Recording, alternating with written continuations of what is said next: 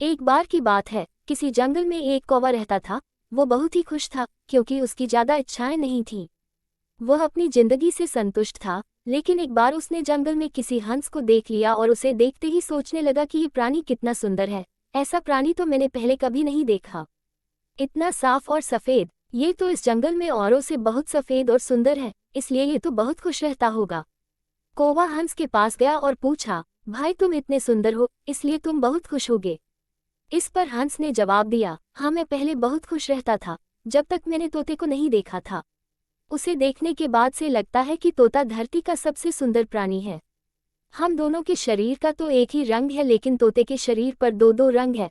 उसके गले में लाल रंग का घेरा और वो सूरखरे रंग का था। सच में वो बेहद खूबसूरत था। अब कौवे ने सोचा कि हंस तो तोते को सबसे सुंदर बता रहा है, तो फिर उसे देखना होगा। कौवा तोते के पास गया और पूछा, भाई तुम दो दो रंग पाकर बड़े खुश होगे। इस पर तोते ने कहा, हाँ मैं तब तक खुश था जब तक मैंने मोर को नहीं देखा था। मेरे पास तो दो ही रंग है, लेकिन मोर के शरीर पर तो कई तरह के रंग हैं। अब कौवे ने सोचा सबसे ज्यादा खुश कौन है, ये तो मैं पता करके ही रहूंगा।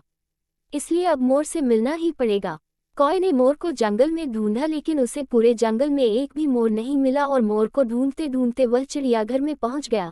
तो देखा मोर को देखने बहुत से लोग आए हुए हैं और उसके आसपास अच्छी खासी भीड़ है।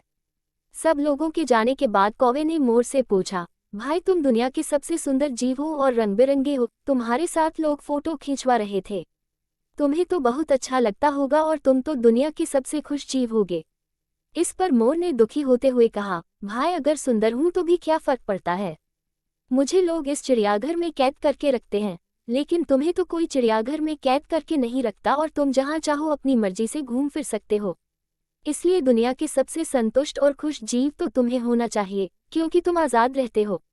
कौवा हैरान रह गया, क्योंकि उसके जीवन की अहमियत कोई दूसरा बता गया।